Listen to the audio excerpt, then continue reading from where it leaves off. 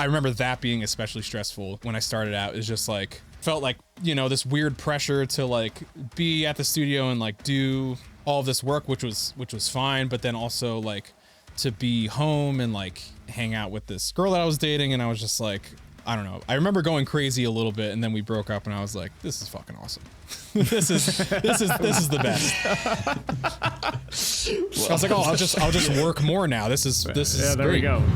Real quick before getting into today's episode, just wanted to shout out a few quick things. First of all, we have a Patreon. For as low as $1.50 a month, you can get early access to these episodes as well as your name in the credits. And with the $5 tier, you can gain access to member-only channels in our Discord server, as well as be a part of the group calls that Yan and I do every second Friday. Secondly, we have merch. 2 designs that we absolutely love. You can find those over at indiemerchstore.com.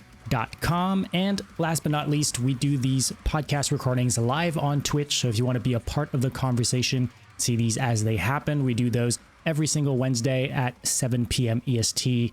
Yeah, that's it. Links to everything I just mentioned will be in the description, along with links to our Discord server and our other socials. That's it. That's all I got to plug. Enjoy the episode.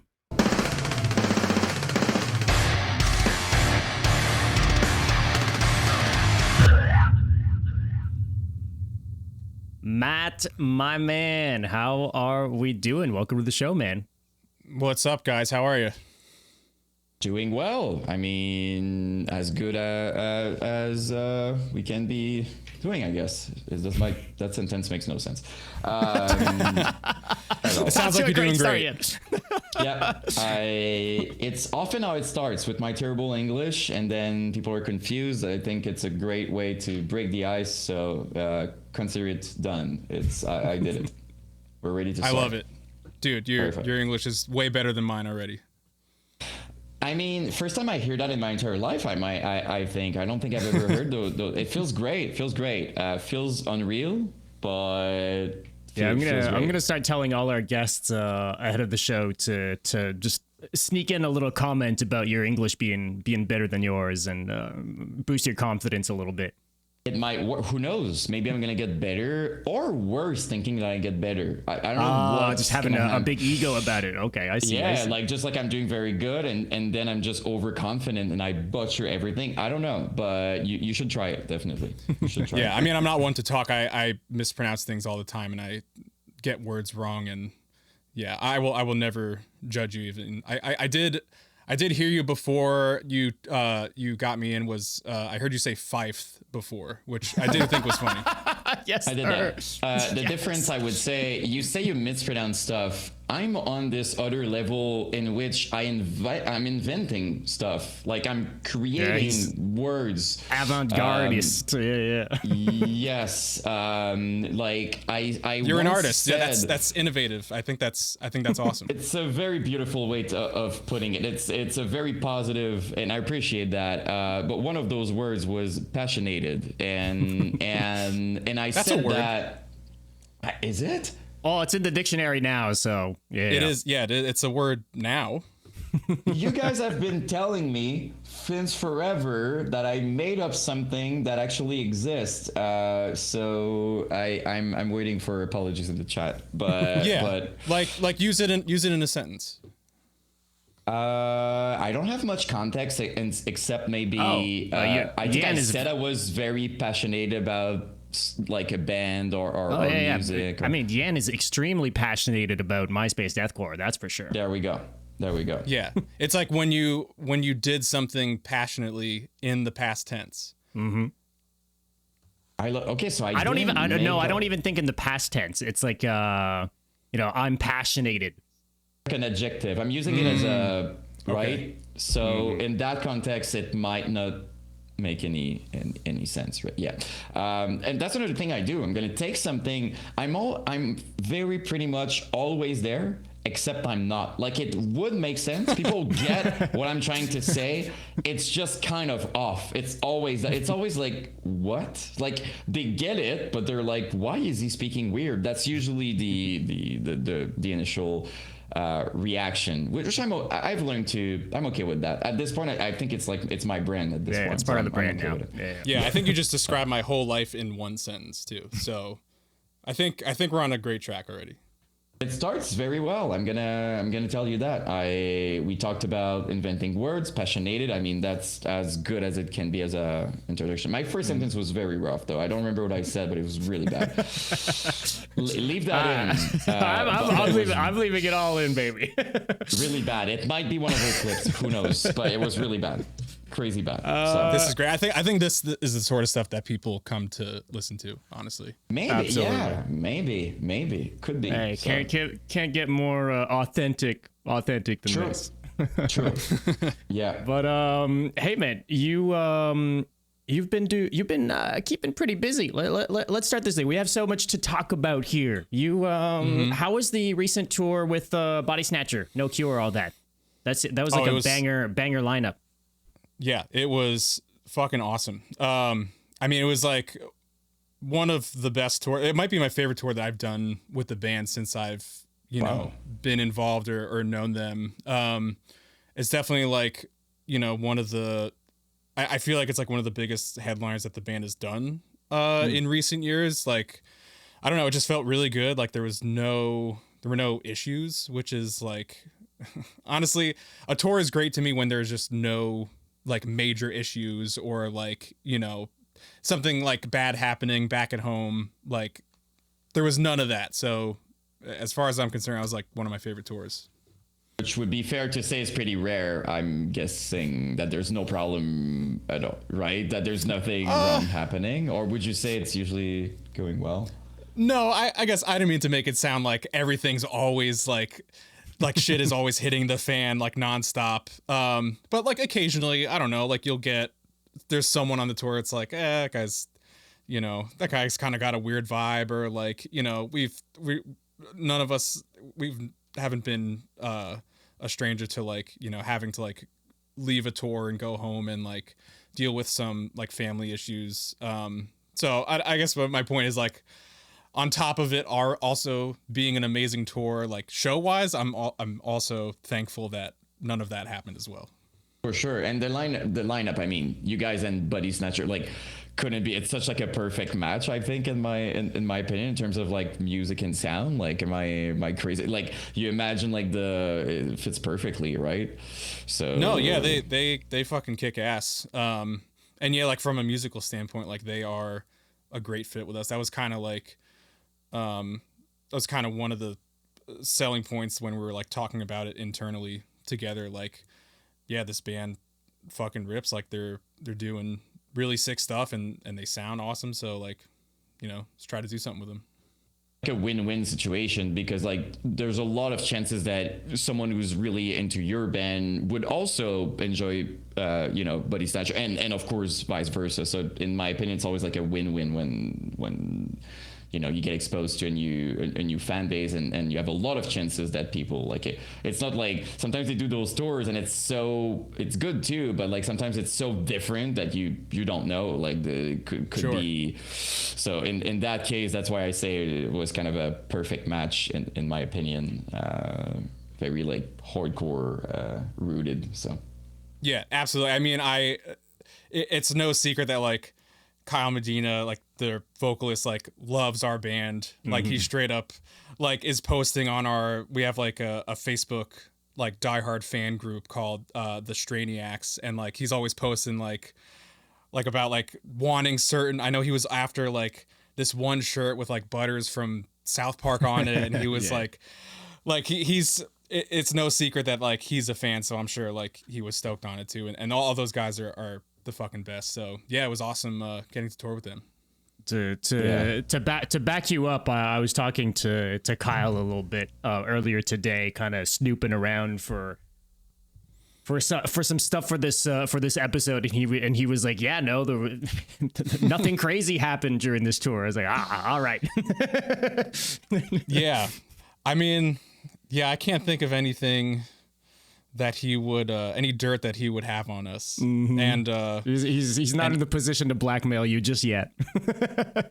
No, I mean, we're all honestly like we're all fucking boring people. Like there's nothing, it's not like we all go out partying and there's, you know, you got to worry about like we're all like basically married too. Like no one's like there's nothing that most people could really have on us. And if they, you know, if they wanted to, they would have to try really hard. But yeah, no, nothing like that he could, you guys could potentially embarrass us about. It's not like the lifestyle of just like, you know, like let's say you're the kind of bands that like you wake up and you don't even remember. Then it's like, oh God, like what happened? Like these things obviously have stories, have stuff that happens and stuff like that. But if you're like me in life and you're actually happy to be in your bed early or just like coming back from something early, there's not a lot of stuff that's gonna happen that's considered crazy. That's for sure. Yeah, like I mean, half of our crew, if not more, are like we're all in bed by like 10, 11 o'clock. Like we're fucking boring old people.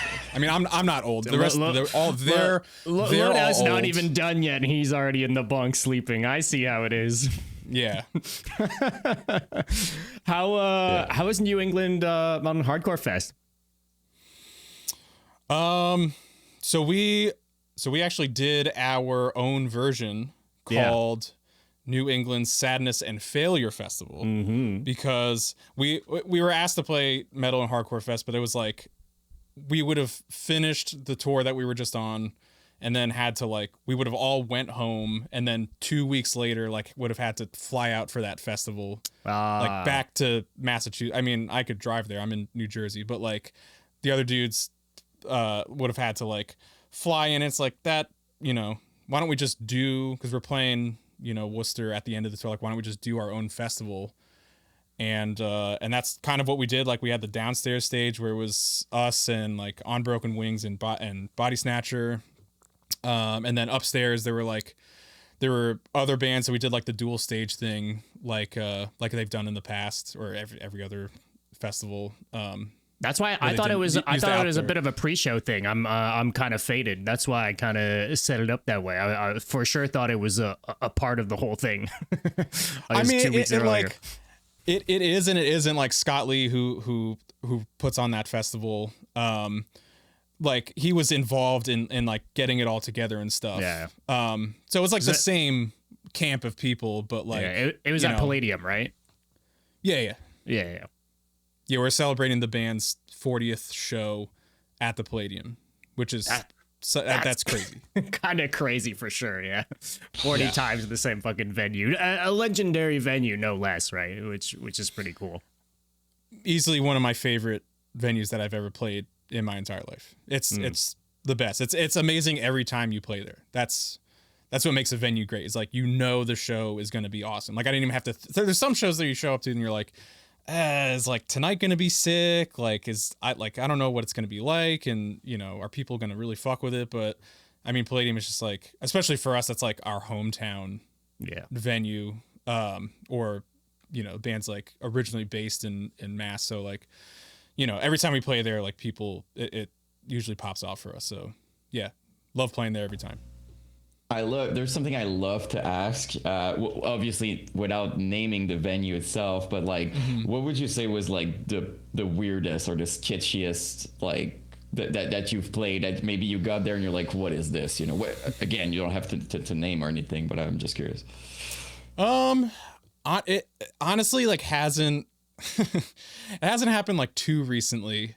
There was a show, actually, I just lied. There was a show that End was supposed to play in Malaysia. We did like this insane, like I'll call it a world tour, where it's like we started in Japan and then we went to Southeast Asia and then we went to Australia and then we went to Europe. And that was all in like 1 month. It was the most psychotic touring I've ever done in my life. But we, you know, we hit like Philippines and Indonesia, which were both amazing. And then we were going to, I don't know if it's in this order either, but we're supposed to play in Malaysia and like straight up, there's like a lyric in a song that like, I don't know, defies like their like religion. Like the government was like mad that we were playing a show or some shit. And first of all, we roll up to the venue and it's like the 17th floor of a fucking office building. And it's like the whole place is falling apart.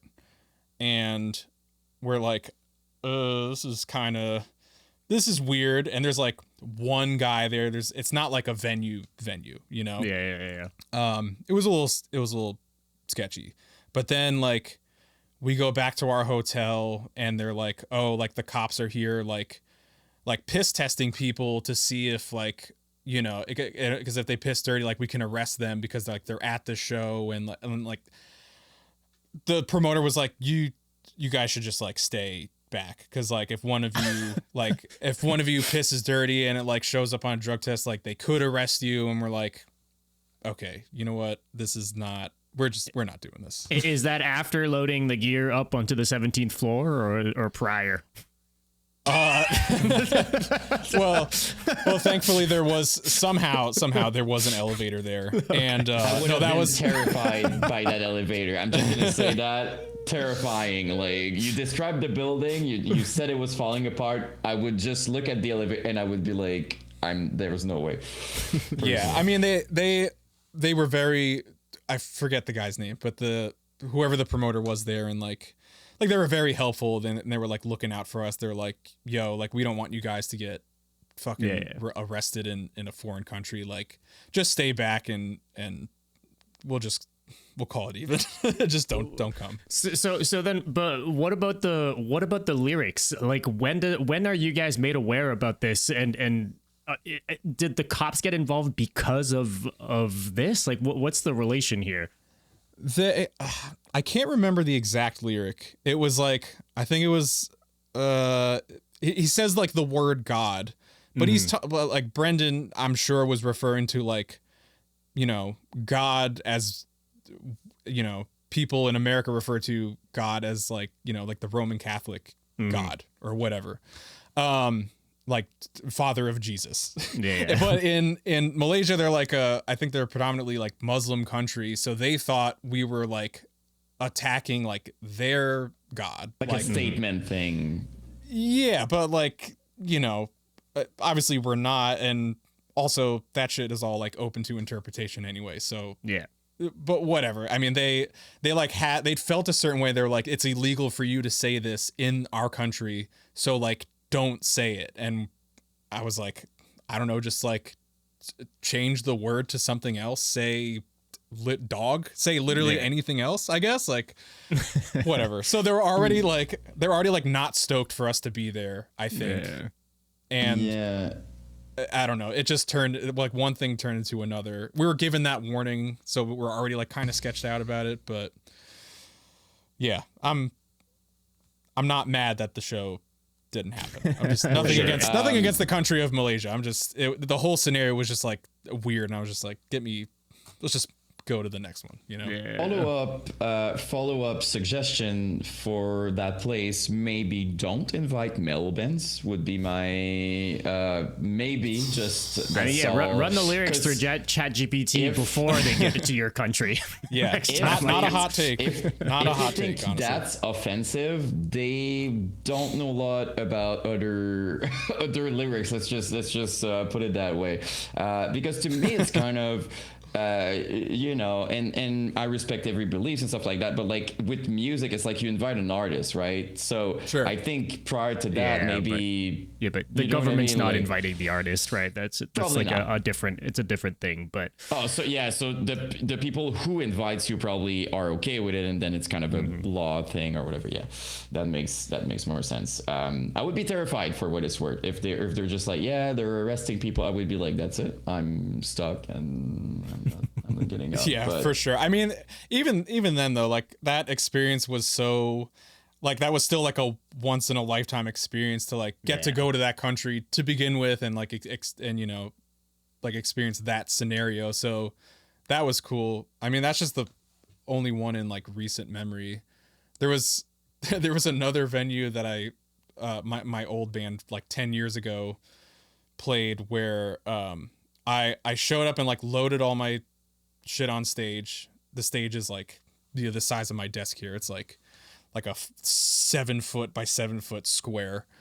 And I like set my drums up and I'm like waiting for the rest of my band to get there. I'm like, I called them. I'm like, yo, like, where the fuck are you guys? And they were like, oh, they had just realized that like they were navigating to the wrong venue. And they legit never showed up. And I'm like, I was so mad. And like, I'm like I could be a very stubborn person for anyone that knows me. So, and I was like, you know what? Like, I don't give a shit. I'm here. I'm set up. Like, I'm playing the fucking set by myself. Like, I don't care. So I literally, in front of like 10 people, I like just played just drums, and maybe like I ran backing tracks. Like, I honestly can't even remember. This is like 12 years ago at this point. But I literally just like rocked the set 30 minutes, like just me playing drums in front of like a fucking bar full of no one. I have to respect the move, though. I mean, I have to respect it. That's the first time I hear that in my life, and honestly, I have to respect it. You're just like, I'm here. At least you weren't a vocalist. Like, I'll just say that. Oh yeah, then it's like, man, I would have just been like, I'm ordering chicken wings and I'm going home. But yeah. No, at that point I was like, I drove 2.5 hours to get here. You know, I'm not. Like, might as well make the best of it. Do you get like a fifth of the pay because only a fifth of the band showed up? I mean, at that point, every show like cost us money to get to. There was no payment. This is like my local band from like way back. That's funny, man. No, I was just about to say, must be like you're set up, everything takes time, right? Like, especially, I mean, like you set all your instruments, your stuff, and you're just like, really? So a drum kit, no less. Yeah. I can imagine the kind of just like, I'm playing. I'm doing it. Yeah, I was like, today, you know what? It's a drum clinic. I mean, if you like drums, for what it's worth, They didn't.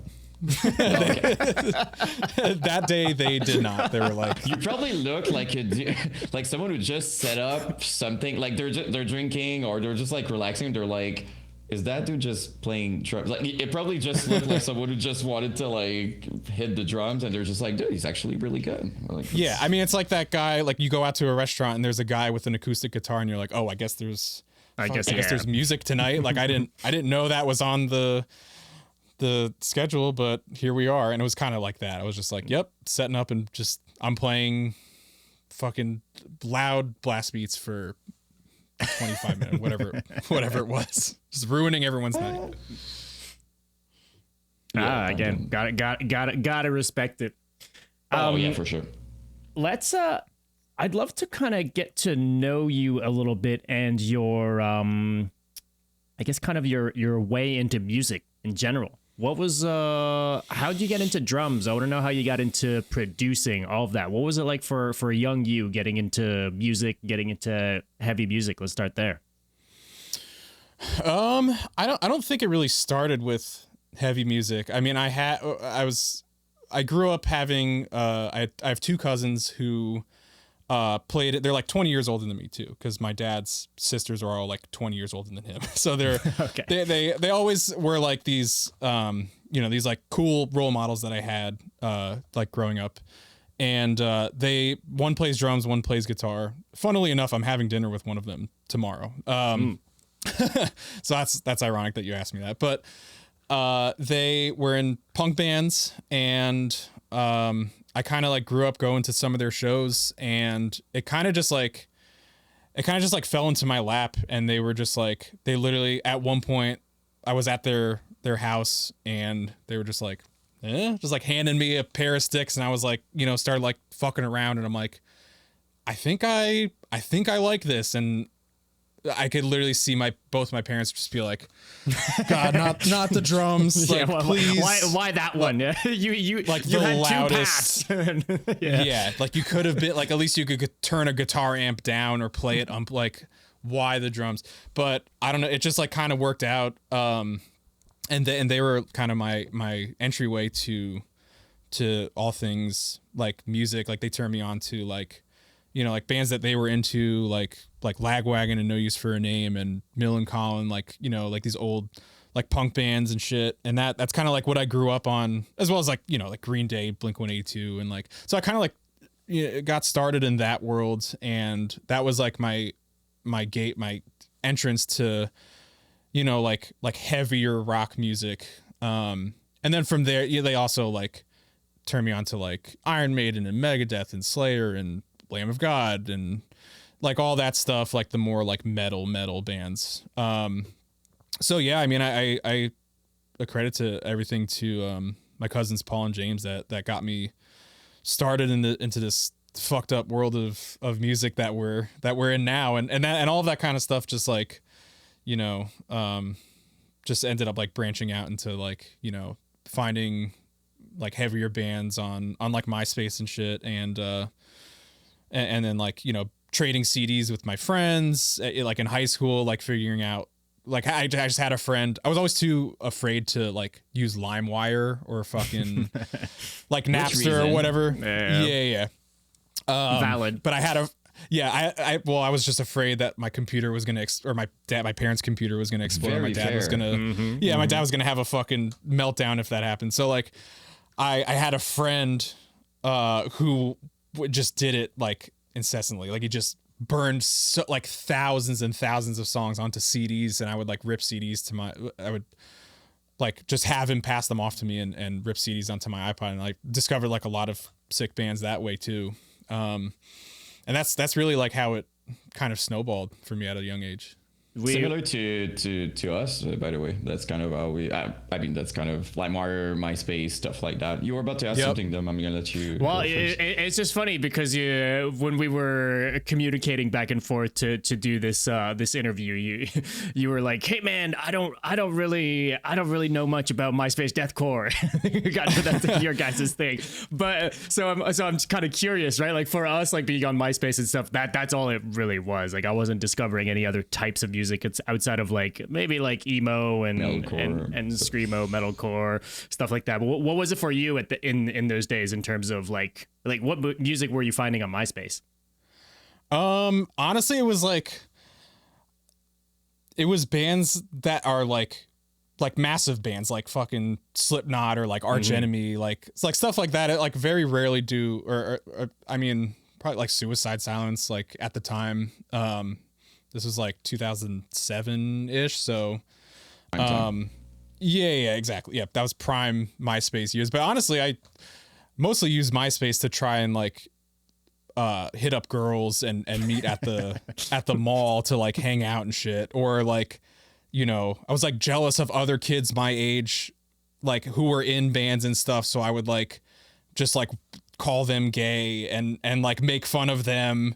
Like that's what I use MySpace for mostly. Okay. Well, he was that person, but he also had the swoopy haircut. So let's be real here too. Yo, I had every version of every haircut known to man, and now I'm fucking bald, so it did me no good. But yeah, straight up, I was literally like jealous of, because I was like, you know, I was like pretty good at drums at, you know, when I was like 12 or 13, whatever. I was okay. And I would literally just be jealous that like there were kids in that I went to school with that were in bands and I wasn't. So I would just be like, fuck you, you guys suck. I mean, it's like literally the same shit that adults do now, but like I was a kid and I didn't know better. So like, that's just how I handled myself then. And it's so stupid. Like I'm friends with literally the people I would make fun of. I'm friendly with today. So like, it doesn't matter, but I'm sure at the time they were like, this kid is fucking annoying. No, but to be fair, 13, 14, 15, we're all annoying at that age, just to be fair. The question that I had personally is, you mentioned a little bit of the bands and stuff like that. Do you recall maybe some of the drummers themselves that inspired you? Like the person, like you mentioned Blink-182, I don't know, like could be Travis Barker. Like do you have specific people that you remember like this is what I'm gonna do type thing? Or yeah, for sure. I mean, like Travis Barker is like, I feel like that's every young drummer's influence, like him and Lars. And like, I grew up like loving Motley Crue. So like I love Tommy Lee growing up. I still think like say what you want about Motley Crue. Like I think Tommy Lee is a phenomenal drummer. I'll say it. But and that like those were like the main like rock dudes, or like Josh Freese too. Like he's still like like one of my all-time favorite drummers. So there's a lot of those guys, like those big name like rock drummers. But then also like, you know, a lot of like those clinicians like Dave Weckl and like Dennis Chambers and stuff. Like I also have an uncle who is a drummer, not related to the cousins I was talking about before. Okay. Different uncle who also plays drums, and he would give me like VHS tapes of like when drummers would literally just like tape themselves playing in a, you know, like in a fusion band for like 2 hours. So like I had a lot of like nerdy drum influences from like early on too. Like Omar Hakim. Like most people don't know, like most people in our world like don't know who that is, but like I was exposed to that like way early on, which I think is cool. I think it did a cool thing for like, you know, who my influences like ended up becoming, and like created like a weird mixture early on of like those bigger rock drummers and then these like drummers, you know? Yeah, because that I'm assuming that kind of transitions into some more kind of mathy, between the Buried in Me-esque, Dillinger, whatever, like weird groovy types of music later on too, I assume.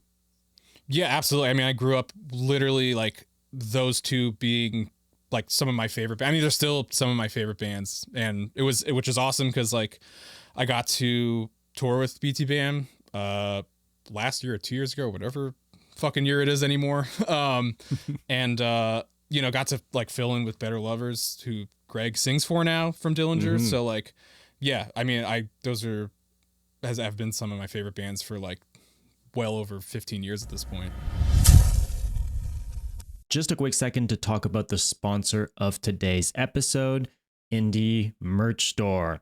Of Sulfur is releasing their brand new album Endless on January 16th via Century Media Records. The band has some amazing merch to pre-order, including limited edition LPs, CDs, tees, hoodies, hats, and more. All that over at indiemerchstore.com. The brand new single Evermore is streaming everywhere right now, so be sure to check it out. Carcosa are also releasing their brand new album The Axe Forgets, The Tree Remembers on October 15th.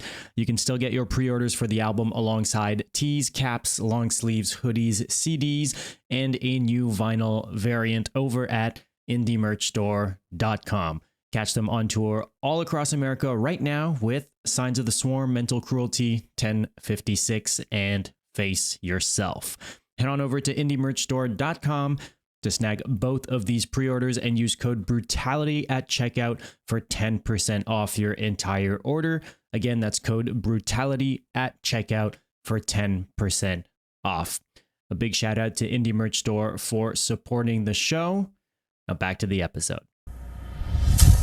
That's a good segue, because I think I was looking at kind of the stuff that you've done from a producer's standpoint, and then also looking at some of the live gigs you've been doing and the bands you've joined. And I feel like there's a lot of crossover there, and maybe a lot of some of that stuff that seems to be maybe some full circle stuff potentially in bands you maybe looked up to that you ended up joining and stuff like that. So I'd be curious, actually, maybe like maybe to set the stage, like from a production standpoint, can you kind of talk to us about what got you interested in doing producer work, recording bands and stuff like that?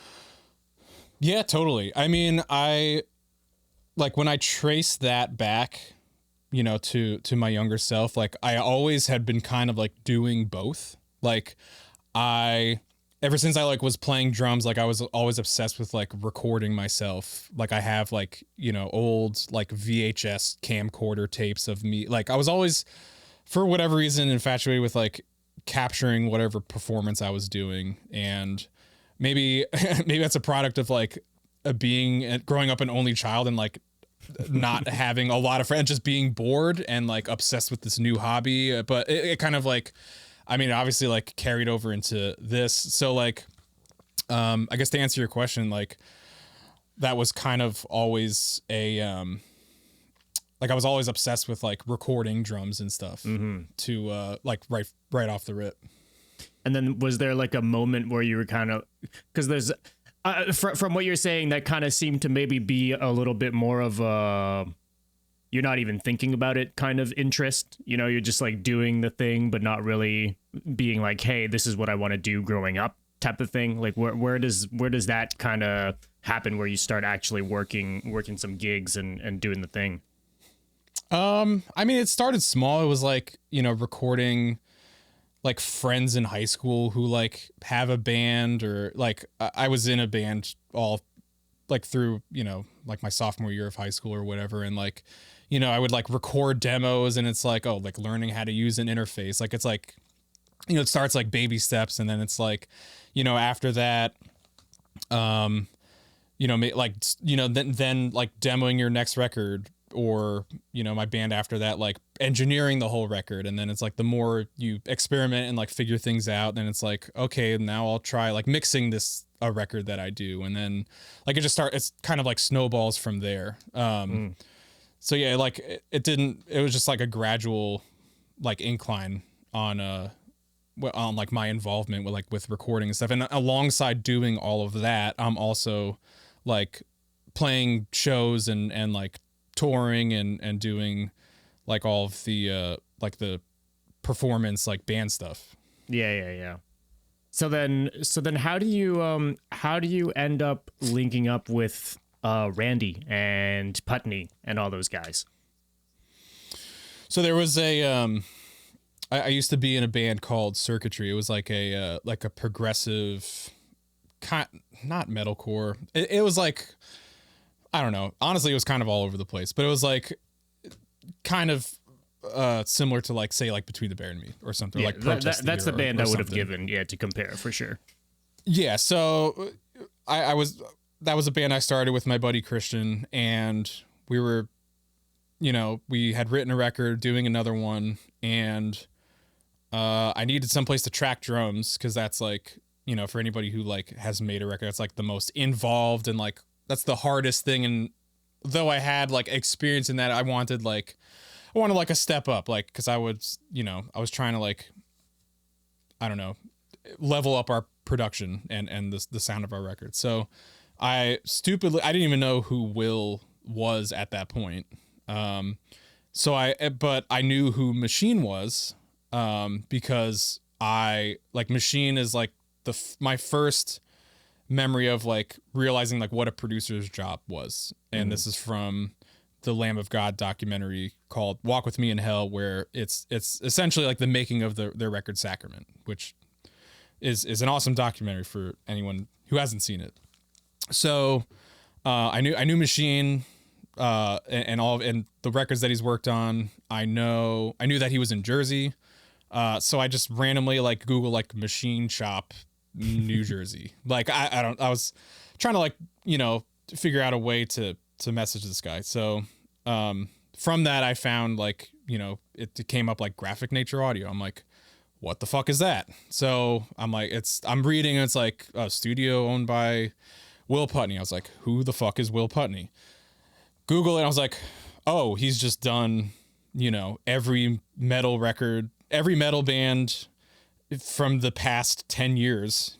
I was like, okay, I'm going to email Will and see if he wants to record drums for my stupid fucking band that no one has ever heard of. Shot in the dark. And at that time, Randy was he was Will's intern. So at that time, he was just starting to like kind of branch off into his own person and have his own production career that isn't just like assisting records that Will's doing. For Will, yeah. So his manager at the time like hits me up and is like, hey, like Will is busy, which I'm sure now knowing like how all this works, he was probably like, I don't want to fucking do this. Like, Randy, do you want to do this? Like, yeah, throwing him a bone. I'm busy till 2030. Sorry. Yeah. But I know that was just a very professional, nice way to say, fuck off. But yeah, he was like, oh, like Randy, Will's busy, but Randy said he'll do it. And I'm like, great. I don't know who Randy is. And then I looked up Randy, and it's like, oh, assist, like worked with Counterparts and After the Burial. Like, I don't know, like there was a bunch of like bigger, at the time, the bigger bands that I'm like, oh, great, this man knows what he's doing. Yeah. So, so I booked time with Randy to, you know, it was like a week to track drums, and we got along really well. And our old studio that was in Belleville, I show up and I'm like, I love this place. Like, I don't want to leave. And I straight up just like never left. I remember like the last day of tracking, I was like, do you guys have an intern? And if not, can I be your intern? And they were like, I think they were like in between interns or some shit. Like, I don't remember exactly what was going on internally at that time, but they're like, yeah, I don't know, I'll let you know. And I'm like, yeah, whatever, that doesn't mean shit. So, you know, fast forward like 3 or 4 months or something, it ended up working out. That's really, I wish there was like a more interesting, actually, I lied. It didn't work out. They went with some other guy. I like submitted a resume and like went for an interview, and I was like, great, that went so well. Like I'm definitely getting this position. And then they just picked some other guy. I don't know why, but they just like picked some other guy, and I'm like, son of a bitch. Like, I guess I'm fucked now. Like, what the fuck am I going to do with my life? And then he got fired for, I honestly don't remember what, but it ended up not working out. And he was like, oh yeah, you know, if you want to still do this, like, position's yours. And the rest is history, really.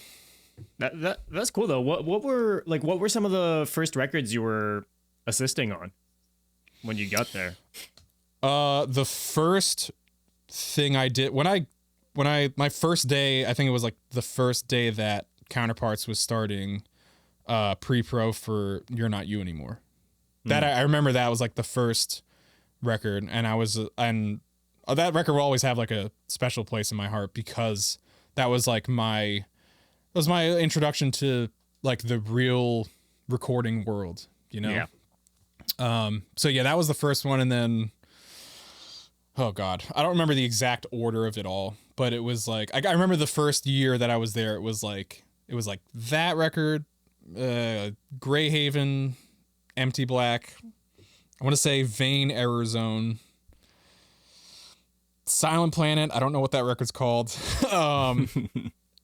And then I want to say like maybe After the Burial or something. I don't know, but it was a good like first year, and it was a good again, it was like my first exposure to being like in this new environment. It was like an all-star lineup. Do you remember if it was like stressful for you because it's one thing to get like the job or to get the gig, but then you're with all these people and stuff like that. I don't know if you're that kind of person who's just like, oh, I'll figure it out, or was that?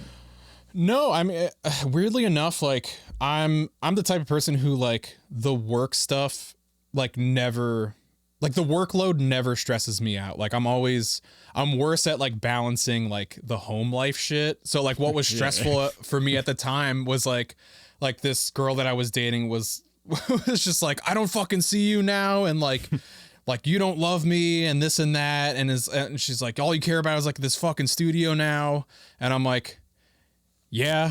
I was gonna say, was she wrong? And, yeah. No, she was absolutely right, but I mean, whatever. I'm like, this is like my fucking dream. Like, can you blame me? Like, I've literally fought tooth and nail to like get here, and it's like, I mean, luckily, the woman I'm with now is like very supportive. Shout out to Morgan, very supportive. Shout partner. out Morgan. As far as like all of my ridiculous music endeavors, but like I remember that being especially stressful when I started out. Is just like fuck, like I felt like, you know, this weird pressure to like be at the studio and like do, you know, like all of this work, which was fine, but then also like to be home and like hang out with this girl that I was dating, and I was just like, I don't know. I remember going crazy a little bit, and then we broke up, and I was like, this is fucking awesome. this is the best. Well, It's easier than most breakups. Yeah.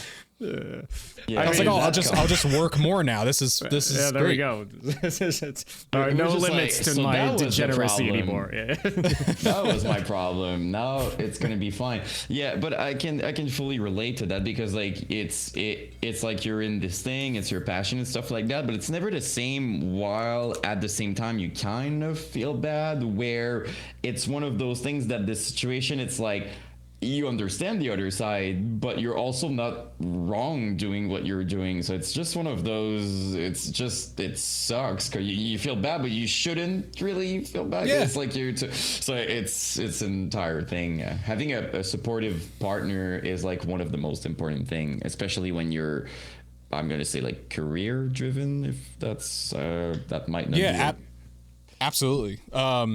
Yeah, I mean, it really does take a special kind of person and a very patient person, excuse me, to like put up with someone who tours and then comes home and then makes records and then goes on tour and then comes home and like making a record is like a fucking 12-14 hour a day endeavor. Like, it's not like, oh, it's 5 o'clock and where I know we're in the middle of tracking the pinch harmonic right now, but like I have to go.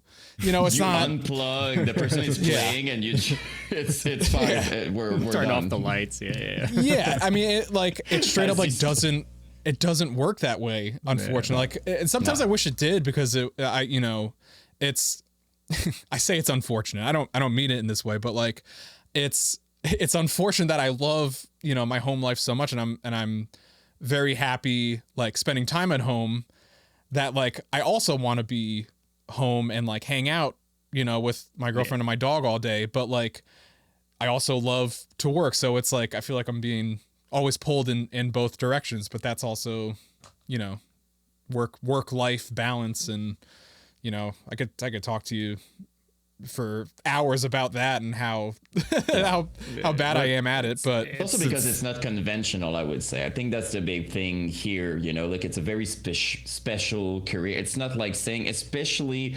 talking about your career with people, I'm sure from outside the scene, sometimes they're like, oh really? Because it's not, people are just like, they work, they come back home, or even nowadays it's like they work home, it's just like a 9 to 5, and then you have this whole other life where it's just like it's a freaking adventure. You leave, you're gone, or even studio work and stuff like that. It's a kind of conversation that people are just like, what? Like, it's not really, I think that's the right word. I just think it's not conventional. So it's when you're trying to balance like quote unquote normal life, of course it's super challenging, because we're not used to that. That would be my take on that.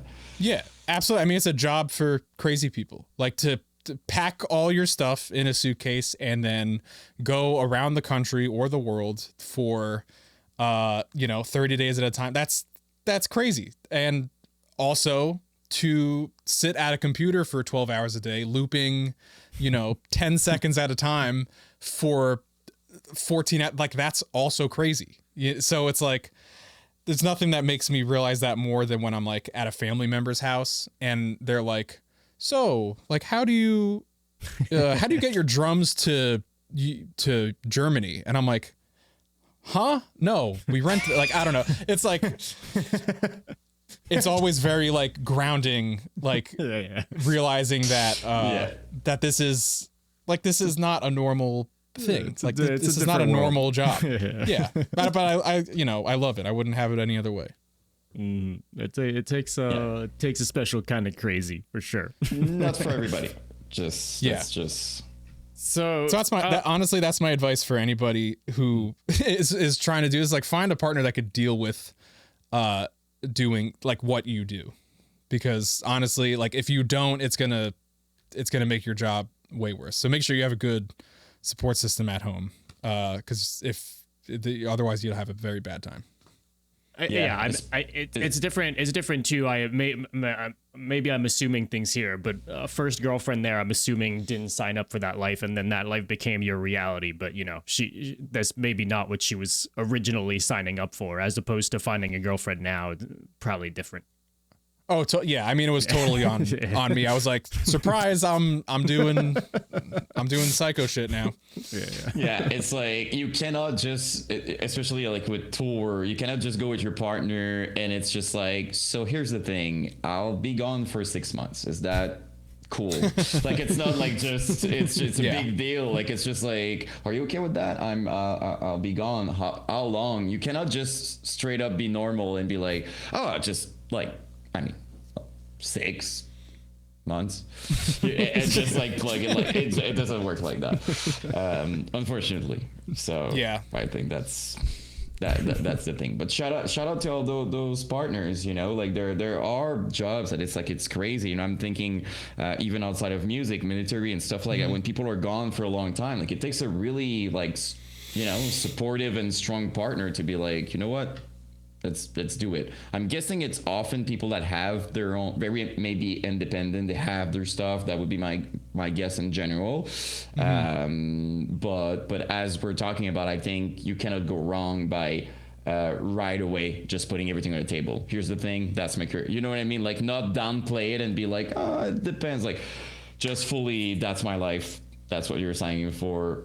Hope you're okay with that. I think that's cannot go wrong with that when you can. In your case, you didn't know at first, but of course, I mean any good relationship and honestly, a band is founded on good communication. So I mean, that's honestly, that's the best way to start. You know, it's just to be open and honest and communicate what you're feeling and stuff, especially when you're making records. And yeah, absolutely. Like, if it's settled, it's like, it's kind of weird afterwards to be like, hey, you're going. It's just like, yeah, that's my, it's kind of the deal. That's kind of what I'm doing, you know? So it's different. Yeah, absolutely. Before hopping into talking about some Acacia Strain stuff, because I know there's the new record, there's a lot of exciting stuff to talk about that. Yep. I'd love to kind of circle back. You were talking about kind of your first day of work being with Counterparts. And now you're in a band with Brandon. So how does that come to be? And is that like a cool thing for you that kind of happened over time? Yeah, absolutely. I mean, to be completely honest, I don't think I heard a Counterparts song like before I met them. And then I had to go back and like listen to their older records and be like, oh shit, like I had to, you know, educate myself. So I knew like who I was working with and what they sound like and, you know, all that stuff. But like, honestly, like we just, and everyone in that band, we're just friends. Like we became fast friends and like liked hanging out with each other. And like me and Brendan get along like really well. And now me and Kyle like have a drum library together. And it's like, we would like constantly, I mean, they would always like come and, you know, they've come back to the studio many times since then. So like, you know, we would always be in touch and we would always be seeing each other. So, yeah, I mean, like me and everyone in that band, just, I don't know, just from our environment, like became good friends. And yeah, I didn't really start off as a fan or anything, but, it's just cool to be in a band with dudes who you're friends with. Is there like I'm assuming there's some, I mean, to kind of what you're saying there, like there's some part of just working in the studio kind of day in, day out and like getting closer to some of these bands just from working with them and getting along with certain people. I feel like there's probably been more instances than that where you've just gotten along really well with people and that's blossomed into things from outside of that record. Yeah, I mean, on that note, like that's more often than not like half the battle with like doing stuff. It's just like being a cool dude who's not a nightmare to be around, doesn't stress people out. Or at least I try not to stress people out, you know? But yeah, I mean, like, and there have been plenty of opportunities where like, you know, I've even like lost work to people who were just like, oh, they're better friends with this person, so they're going to like work with them. Like sometimes the friendly relationship or like that sense of like familiarity or like, you know, comfort, will get you further than like, you know, how pingy your snare is or how sick Yeah, like, yeah. like I don't know, like something stupid, like sometimes like that doesn't even fucking matter. And there have been plenty of times where like, you know, I'll sit and I'll think like oh my god, you know, on this same topic of like, you know, losing out to other people, like losing work to somebody else is just like, you know, I'll sit and think like oh my god, like am I like bad at this? Am I, you know, does my stuff not sound good or what? And this is, you know, going back years. And it's like, no, they're just friends with this guy and they get along better. So that's just, of course he's going to do it with that guy, you know? Which does make sense in a way too. Like I fully can see why, you know, you go, like you cannot really go wrong. There's so much probably less, not that you would put pressure on them, but I mean like when you know the people and stuff like that, like let's be honest, recording, it's like for people maybe outside of music, it just sounds, oh, it's a good time, you're recording, like you're so focused, there's such a lot of repetition and quick little moment and repeating the same 8 seconds like 50 billion times. So like it tests your patience, it tests out your stress. Sometimes, you know, with the label or anything, you have delays, it has to be done after a specific time, so you get to see sometimes the personality at their worst. Not to sound negative, that's just like a reality of things, but to be with friends, obviously it's just, you know, makes it just, you know, there's like a layer less to stress about, because it's just like they know me, right? So there's no big deal, we're just gonna go in. It's like a zone of comfort, I would say. At least that's how I'm perceiving it. Yeah, absolutely. I mean, obviously on top of that, like you should care about what you do and like perfect your craft and be great at and all that other fun stuff. But like I think an often overlooked aspect of all of that is like, you know, just being like a cool human and just like being friendly with whoever you are working with, and just like making sure that it's not like you're not like making a record is the fucking most stressful thing. One of the most stressful things on the planet. Like you don't try to make it easy for everyone involved to like be chill and just kind of like hang out and stuff.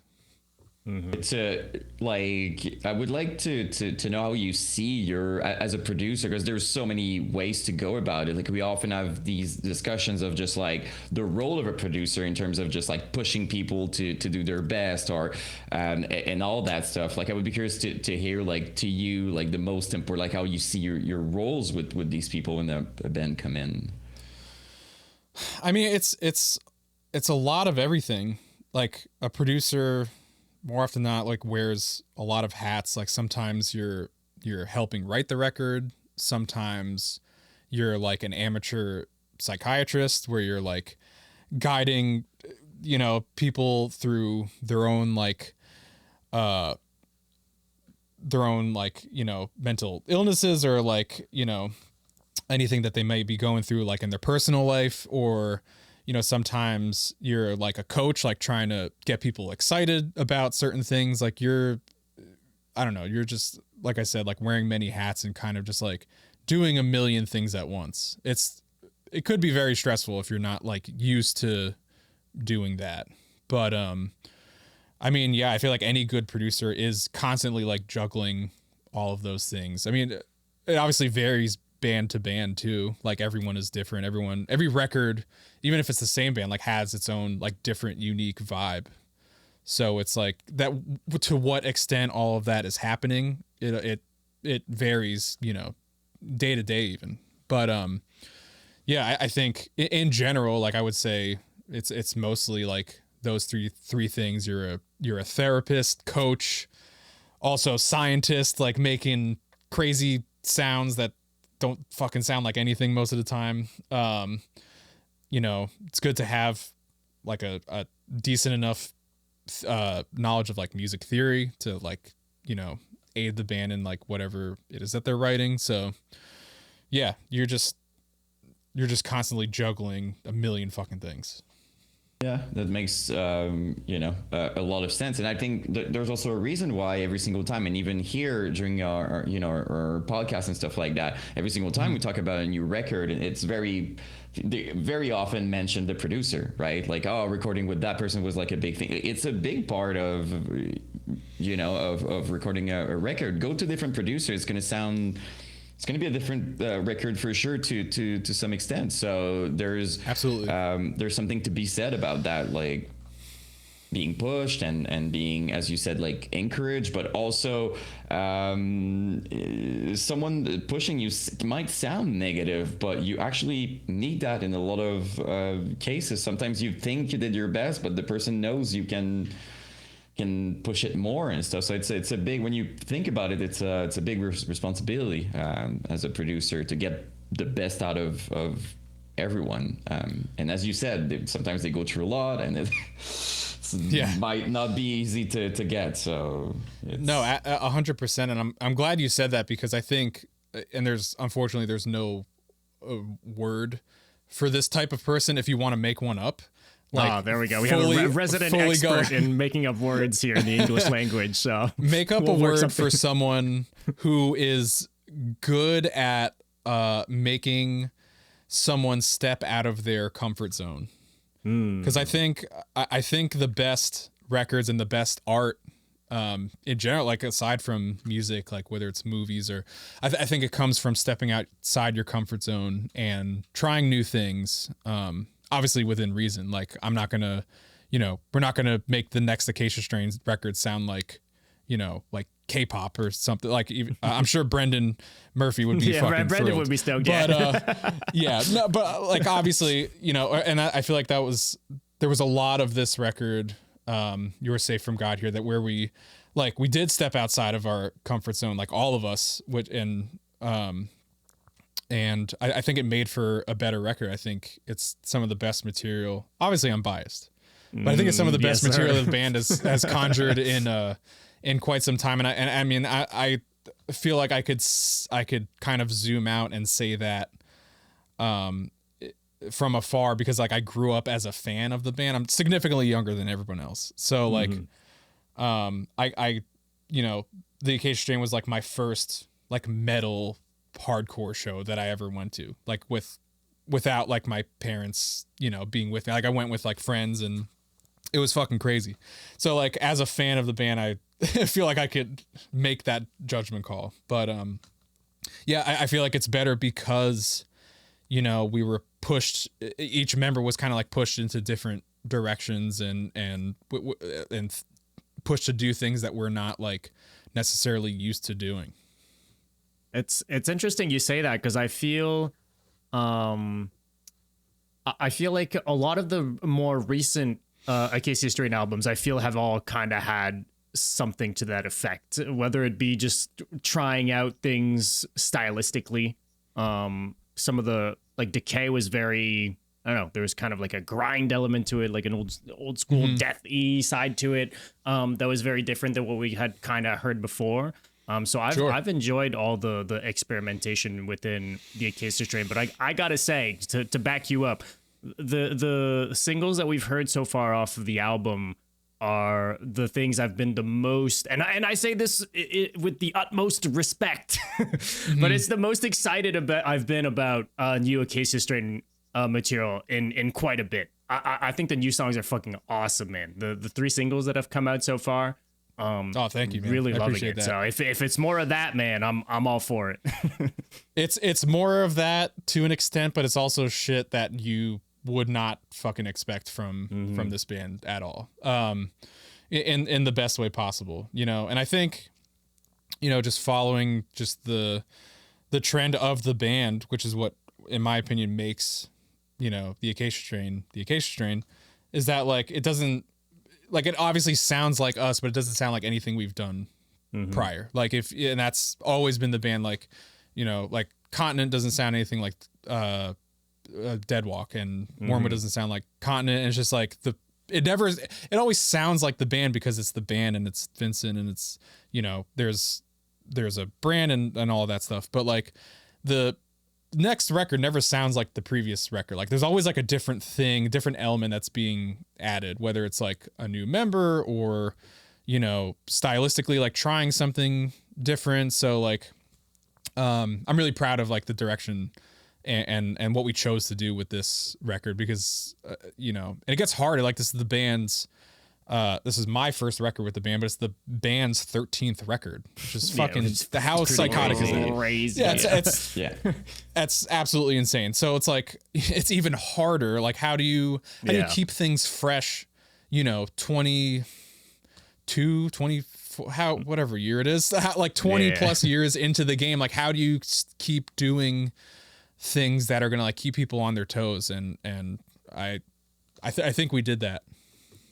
It's really cool. And while like I was reading a lot of the comments and stuff like that, and it there's this thing where people are always happy because it stays as heavy, which is which might seem normal to say, but is rare. And it's coming from someone like we hear a lot of music and stuff like that. Very rarely after all these years, still heavy and the roots of the band is still there. Like the only other example I have in my mind would be like the Spiced Icon. They always like stayed really heavy and stuff like that. But like the Acacia is really kind of known for that. Like people know it's gonna be heavy and it's gonna be good. And there's something to be said about that. It would be easy over time to maybe just, I mean, it's been so many years. Sometimes you can just, I want to do something else, and which I understand. But it's cool when one of your favorite bands just stays freaking heavy. It's always like, yes, you know. So there's that also. I think that plays in the balance or whatever. Yeah, I don't think the heavy's going anywhere. I don't think there's a scenario where it's like, okay, now we sound like Bring Me the Horizon. I don't know. Like, so like there's no special. I'm sure. I'm not there's anything wrong with that band. I like them, but like I'm just saying, like it would be. I don't see the band ever going like taking a hard left turn and doing shit like that. I think it's always going to be never, us. my band. Well, let me tell you something though. Let me tell you something. If you want people to talk about your band, do that, and Reddit is going to be flooded by comments. Is it going to be positive? That I don't know, but well, I do know, and it won't. But people would talk about it. People would talk about it for sure. Yeah, I mean, let's be honest. We are all one traumatic experience away from just taking this band and just shifting it into radio rock, which is all it takes is just one crazy thing to happen. One bad breakup within the band, and hey, we're right there. Oh my god! Now I'm attracted to roller coasters or whatever I see on the Crazy People channel. And next thing you know, Acacia Strain performing at Octane, and it's a hit on the radio, and everything changed, right? So yeah, I think they do play us on Octane already. Shout out Sean the Butcher. That's Sean really cool rocks. though. If they do, that's really sick. I think they do. To be quite honest, Sean just recently moved over there, right? I don't know. Maybe there was something that he posted about recently, but Sean, I don't remember. I just learned that, by the way. I didn't know they could go as heavy as that. Like in general, like honestly, my image of like just I thought it was strictly like Bad Omens and stuff like that. I didn't know. Yeah, but Sirius has different channels and stuff, and there's all like. Oh, okay. So another. Okay. Yeah. My bad. I mean, it's probably mostly liquid metal. I mean, I could also be talking out my ass right now. I don't remember. I have a Sirius subscription to listen to one talk radio channel and liquid metal and Octane, but very rarely do I listen like live in my car or whatever. Actually, that's not true. I listen to liquid metal and Octane all the time, 24/7. It's never. Everyone should buy a Sirius subscription and listen to. That's how you know the Acacia Strain plays there. Yes, sir. Yes. I'm gonna cut the little part before, and we're just gonna leave that. Yeah, there. cut that part out. Yeah, you're good. How'd the Acacia Strain gig come about? So I actually filled in 2018, and they found me through like Will and Randy and Steve. Steve is Will's like right-hand man assistant. And Tom, who used to play in the Acacia Strain, who also used to intern for Will. Okay. Reached out because Kevin, the band's old drummer, had to like sit out for like some family stuff that year, and he reached out to like the Graphic Nature guys and were like, yo, like, do you know anyone who's like sick at drums? Like, you know, Kevin can't do like tours this year, so we like need someone to fill in who's good and can like play all the stuff, you know, well. And they're like, yeah, Matt can do it. Like, hit him up. So I got called into Will's. It felt like it was like in school. Like, do you remember getting called into like the principal's office and you're like, no, fuck, like I don't know what I did. That never happened. That never happened here. I don't know what you're talking about. Yeah, me either. But like a friend of mine like had told me once. Sure. But Will like called me into his room and he was like, hey, like, can you come in here for a second? I got to talk to you about something. I was like, what the fuck did I do? Like, I'm pretty sure like I did this thing right. I was like, there's no, and it was like all of them sitting in the room. And I'm like, what the fuck happened? And they were like, do you want to fill in for the Acacia Strain in a few months? I was like, yeah. Will you give me the time off? You know? Yeah, I mean, he was super cool about it. Like there was no scenario where I was saying no, and like I think he knew that. Mm-hmm. But so yeah, they kind of like they all put in a good word with them, and it just worked out. And then, you know, when that year was up, like we just stayed in touch. We toured with each other, you know, the following year, just like on doing support for another tour. And we were just like always friends, you know, like we always kept in touch. And then when it came time for Kevin to like step away again, like for good, I was obviously like the first one that they hit up and were like we're not calling anybody else before you. So like, do you want to do this? Yeah. I mean, to be fair, like I didn't even say yes initially, because I was like, you know, since I filled in, like I had done so many like records and I had been, you know, I was like building a name for myself like in the production world. So I was like I don't know, like because I love making records and I don't want to lose that. I don't want to neglect that at all. And that was kind of my hang up initially. And I was like, maybe. And they're like, what the fuck, maybe? Like, do you want, I was like, I don't know. Like, I have to think about it. And like, until it was like halfway through like the tour I did with like Lamb of God and them, where I was like, okay, yeah, I'll do it. But every day they're like, so do you want to join? Are you going to join? I'm like, fucking, I was like, maybe, I don't know. But I always kind of knew the answer was going to be yes, but I was just like, let me just... And they probably knew it too. That's the thing. They probably knew that it was close. When someone says maybe, it's like, he's right there. It's just like, it's just, yeah, because it wasn't a no. It was just like...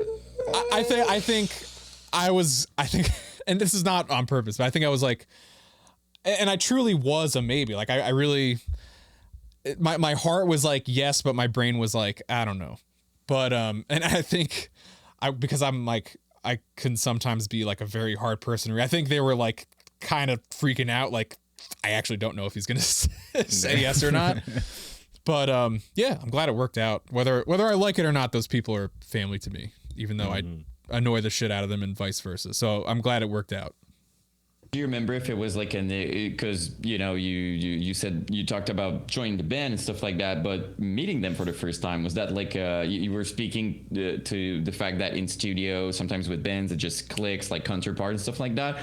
Do you remember how it was just because you said you were a fan of the band prior to that and stuff, so like meeting them probably felt kind of surreal a little bit at first? Like, do you remember that experience? Not as much that, because like, I don't know, like, you know how it is when you're younger, like, at least for me, like, when I discover a band, it's like, you know, like, I'm like big on that band. It's like, okay, now, you know, especially like, you know, when I was younger, like 2009, 10, 11, like, things weren't as like accessible as they are now. So I would like go through different, like, waves of like finding new bands. So like, at one point, like, yeah, like I love the Acacia Strain. I was like, okay, like, well, now let me check this out. So yes, I was a fan, every moment like leading up to like actually meeting them in person, but it wasn't like, it wasn't like a diehard thing where I'm like, oh my God, I can't believe I'm meeting you. But I think I think when they met me, they were like, this kid's fucking weird. And they're like, we don't know if this is like, if we made the right choice or not. Because there was a scenario where, and you guys tell me if this is weird. There's a scenario where we're at a pizza place and I got two different types of pizza. And I told this, somebody brought this up on a different podcast, so I apologize that I'm repeating myself. But you're all good. For the sake of the story, I'm eating two different types of pizza. I'm eating like a buffalo chicken slice and a pepperoni slice, but I'm like eating them back and forth. Like I'm going one back and forth between the two. And one of them was like, this kid's fucking weird. Like, what are we going to do, with this guy for like 4 weeks? Like, what the fuck else is he going to do? And so I think initially they were like the early signs of a psychopath, it's the small things, Yep. And I mean, I didn't even know that was weird until they brought it up. And I don't know, is that weird? Am I a fucking freak for doing that? Okay, I'll be honest. At first, when you went with the pizzas, I was convinced you would about to say like pineapple on pizza. I was sure that was like where it was going. Personally, the two pizza thing, I've never heard of that because I'm boring as hell and I eat just plain cheese pizza, so it might be even worse. But if you're it is worse, definitely. But it's been defined that I'm weird, so there's no surprise in that. But coming from a weird person, what I see is you're excited at the same time about the two flavors and you're just going about it. So to me, it's not so weird, but I would say I am weird. So I don't know, Tom. I think Dom is gonna have to. No. Look. Back and forth. The way you're explaining it, that's all good. Had you told me that you stacked them one on top of each other and were eating them at the same time, then that would have been certified weird. But back to back like that, nah, you're all good. You're chilling, man. Okay. No, stacked on top. That's insulting to my people. I can't be having that, man. That's I don't like that. That's whatever. So what about then when you kind of initially filled in for the Acacia Strain, you were playing Continent in full? That was like the second and third. So the first tour I filled in was with Hatebreed, which is like it was Hatebreed and Crowbar and us and Twitching Tongues opening. Insane. Yeah, it was it's a great like first real tour to be on. But it was also very like the pressure was on because, people, I mean, those bands are two of the most like influential bands for the Acacia Strain, especially like Crowbar. So anyway, I forgot what the initial question was now. I'm just thinking about Crowbar. No, it's Joe. We're talking about those initial tours you joined in. Right. Just because you kind of established you weren't necessarily like a diehard fan, but you did mention earlier that like Continent was like your shit. Like that was like one of your, that's the era where you saw them live for the first time type of thing, and like that's a record you really enjoyed. So now you're like hopping onto this tour to fill in with the boys, and that's like an album you're playing in full. That's kind of like a cool thing to do. Right. So the second tour was like us doing Continent in Canada, like all across Canada. And then the third tour was that After the Burial Acacia Strain co-headliner, where we played the whole record. And then I don't know, probably some other songs after that. But yeah, I'm trying to think of like when I saw them, it was 2010 or 2011. So it was like Wormwood had already been out. But yeah, I mean, obviously at the time, like remember jamming Continent and being like, yeah, like this fucking, there's nothing like this at the time, there was nothing else like that. And same with like Wormwood, like when those two came out, like it was those two records happened, and then every band after that tried to do that. So many breakdowns too. That was my initial reaction. Oh, it's all breakdowns. But I remember specifically the Continent 10 year with After the Burial, that being like a very, I don't know, finishing that tour like felt so like accomplishing. And it felt like wow, like I was a part of something like so special. And this record that means so much to so many people and so many of the band's fans. Like I got to play that for them, and like and perform it as a whole, like that felt like really awesome. So like I always think very fondly of that tour because of that. Yeah. What's eras aside, what's two things, what's a favorite the Acacia Strain song, and what's like your favorite to play live? Okay, if they're different. Favorite Acacia Strain song to play live. We played The Impaler on the last tour, and I always thought I love playing that song. It's like a little bit long. It's like almost 5 minutes long, but like the parts are so much fun, and it has switches between like so many different feels. I don't know. It was just every night we played that. I always had a really good time. And what was the first question? I'm sorry. I mean, just generally speaking, favorite Acacia Strain song.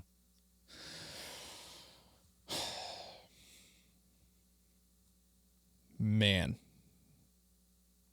I think there's a song on Gravebloom called Walled City that's really fucking sick. I think that I don't think that record ever gets enough love. First of all, the production on that record is like top tier. That's like one of my favorite mixes in this world. And also Will did it, and I'm biased, and I like obviously I like his work too, but like I really think that record is severely underrated, and I think at the time like it didn't get the love that it deserved. It didn't get like the promotion that it deserved either, and I don't think there's any one person at fault there. So I'm not trying to point any fingers, but just a victim of circumstance, unfortunately. But yeah, that record fucking kicks ass. Hell yeah. And then what's so with the new record and stuff, how was it to kind of step into that role? And you talked about all the members kind of being pushed and stuff, but I'd kind of be curious in terms of maybe a writing process for the record, or like how do you guys go about it? Was a lot of it written in the studio? Was it a lot of pre-pro? Like how do you guys go about writing the record? So it's semi unusual in that there was like so many people writing it. Like more often than not, like a band has like a main writer, and maybe someone else comes up with like ideas, and then they bring it to the producer, and then they workshop it. And this was like, I remember we came in with like 30 demos, like 30 individual ideas, because prior to like actually starting the production of the record, it was like I was writing songs on my own because I also attempt to play guitar. There was, Mike writing songs on his own, demoing them out. Devin, Griffin. At one point, me, Vincent, and Randy got together and we wrote a few songs together. Two of them ended up coming out. Like one is Swamp Mentality and one is A Call Beyond. Those are like one of the first songs that we demoed. In the same day, no less, weirdly enough. But those are always the ones, right? Because then those two become singles, right? It's like always the fast ones, man. It really is. It sucks because you pour your heart into other ones, and it's like, yeah, just throw it in the middle. But no, there was, that's 6 of us writing this record, and then we bring all of that in. I give Randy a session of all these fucking files, 30 songs long. And we're like, the first 2 days was just like listening through, and it's like, this sucks. This is pretty good. This is better if it's faster. And we're like literally like color coding parts, like, this is shit, just delete it. And then this one's good. Okay, save that, like make that green. And then like on top of that, we wrote stuff with Randy, and Randy wrote a lot on this record too. And it's truly like we all like split the writing like 6 ways. Like everyone equally wrote a sixth of the record, which is pretty crazy. Like I don't know a lot of bands where that's truly the scenario, even though like, you know, you look at the Spotify credits, it's like everyone's a writer. Sure. Yeah. Whatever. Technically speaking. Yeah. Yeah. But this is like true. Like everyone's brain is on this record. And, you know, sometimes like all, you know, sometimes like 4 people on one song, like it's like 4 different people's parts and they all work together. And sometimes it's just, you know, one person's song that where it just gets, you know, a part gets chopped and that's it. Now it's the song. But yeah, a lot of it was written, or I guess I should say like workshopped in the studio. Which is, I also think that's the best stuff comes out like in the studio when everyone's like being creative and coming up with ideas on the spot, because it's like mindless. Like you're not thinking about it. It's more like genuine that way. Like you're not, you know, like if you think about breathing, you're going to be, gonna be like, oh no, like you're not, everyone you're not going right to breathe. Now is fucked. Exactly. Yeah. Everyone think about breathing right now.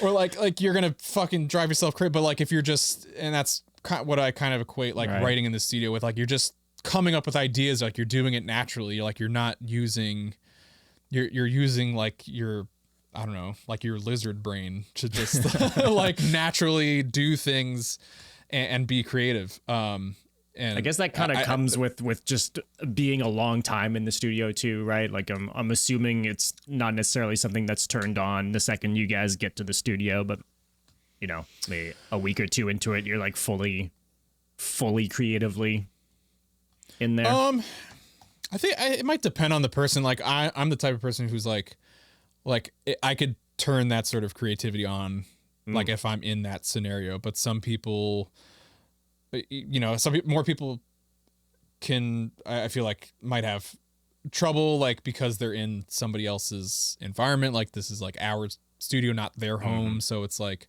I don't know. I guess it depends person to person. But me personally, you know, I can, the second it's like go time, it's like, okay, now we're thinking of ideas, you know?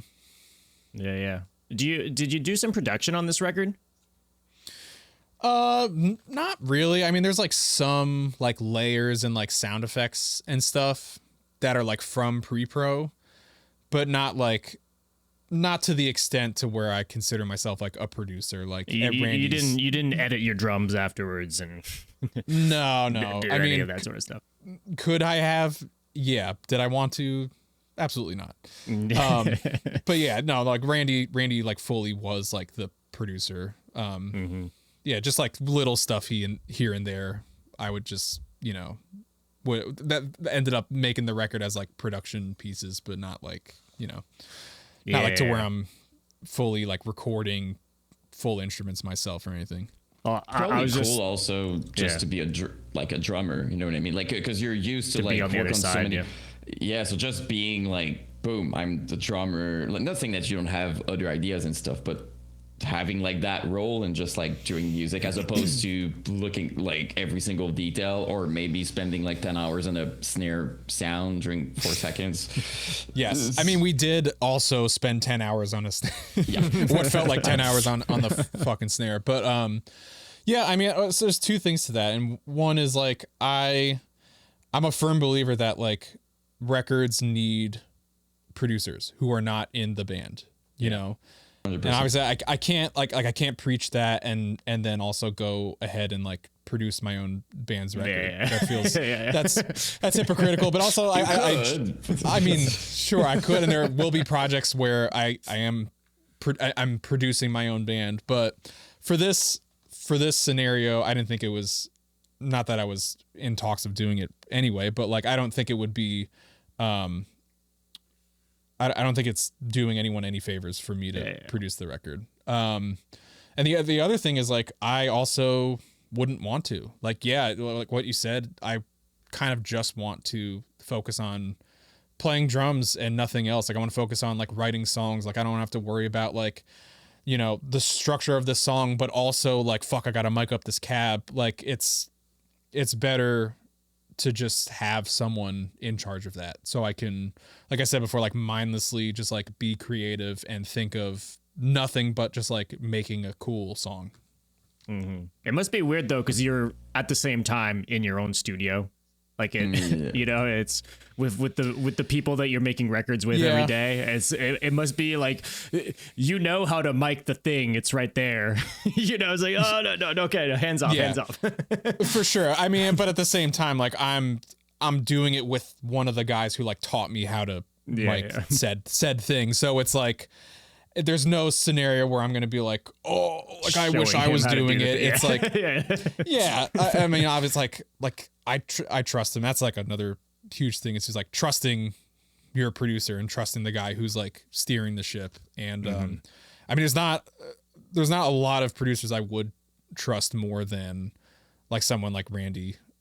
Because he has a lot of cool ideas. I think he steered this record in a very, very cool direction that makes it very unique for the band. And that's the type of person that you want in charge of your records at the end of the day, is someone you could trust that it's going to be cool no matter like what option you go with. Earlier, you mentioned being stubborn, right? Like, would you say in that setting is kind of the exception, or does that, does it happen that you're just like, you have this thing and it's just like, dude, like, I know, like, do you get like this sometimes, or? Weirdly enough, like I am more like that in my personal life than I am in a professional setting. Mm-hmm. Like I'll be at home, I'll be like, okay, the curtains in this room have to be green. Like, and I'll just like, there's no other option other than green, which is annoying for anyone who's living with that type of person. But then here it's like, yeah, this part can go into a, like this crazy melodic section. Like, why not? Like, yeah, why not put a ambient, like I'm weirdly way more curtains. Open-minded, but curtains where I draw the line. Too far. Curtains and rugs. I'm a real rug enthusiast. You can change my song, but don't you dare changing my curtain. I mean, the rug you could hate my band. Kind of see the parallel with the studio with the rugs, you know. But yeah, I got the best taste in rugs. But don't you dare change my curtains. I love that. If you talk shit about my rugs, I'll fucking kill you. Straight up. No, but I try not to. I mean, obviously there's always a point where it's like, you know, you can find yourself being stubborn and be like, no, like I really like, you know, when the drum part goes like this or whatever. But more often than not, I'm kind of just like, yeah, like let's fuck around with it. Let's see what we can do. Let's try something, you know, like unorthodox and, you know, flip the drums around. I don't know. Like it could be an infinite amount of things, but yeah, in the spirit of at least trying things, right? And then ultimately it's, you know, once you've done the thing, you can decide like, hey, is that cool or is that not cool? You know? Yeah. I mean, it's always worth experimenting. Like to say no, like right away is just like, you're just pigeonholing yourself into like being less creative. Like, even if it sucks, like there are times when I'm doing something and I'm like, okay, guys, wait, hold on. And I like stop what we're doing and I like copy a thing or I change a drum part and I like play it back and I'm like, okay, that's fucking dumb. Forget it. Like, but I just had to try. Like I knew it was going to be bad and I was like 99.9% sure that this was going to suck. But like, I just had to try it. And that's it. Now we're moving on. It sucks. But to never try it, I think is stupid. To like be, you don't know. Yeah. To be so like, you know, stubborn and like dug into what it is already is, I mean, you're just holding yourself back. I think it's way better to be like an open-minded person to, and you know, actually try things. It's just kind of weird, right? Like, what if you would try that? No.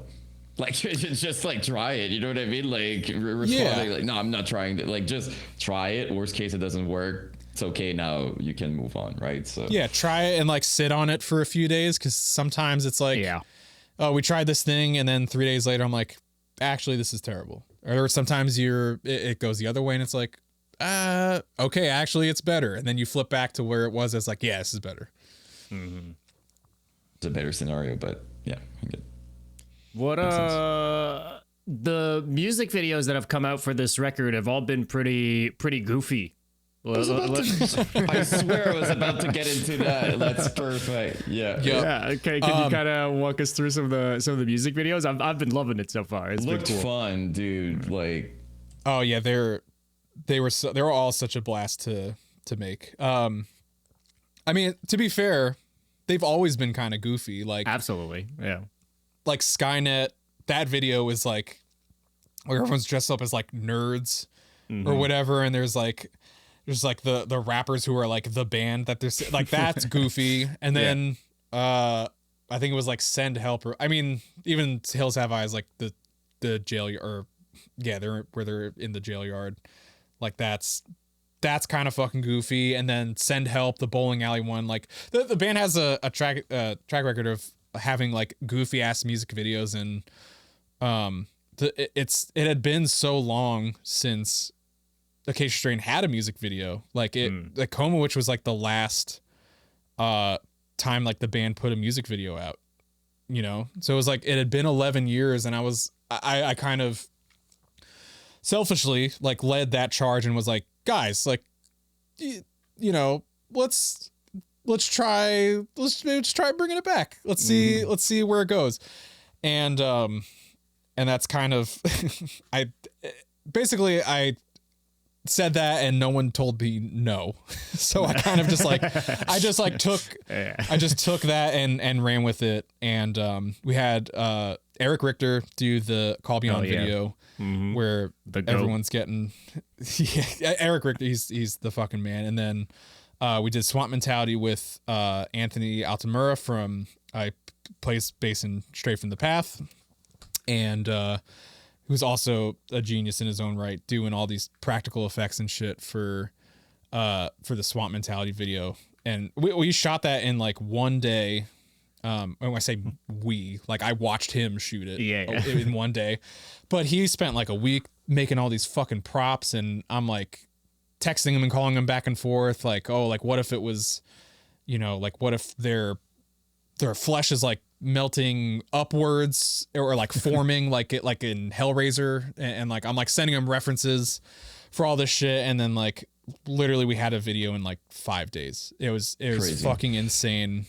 And like same with Eric, like I for like I feel like a month or two I was like on the phone with Eric every day, just being like okay, here's the list of the stuff I have on the wheel now, and it's like I'm like, okay, is Mobsolete funny?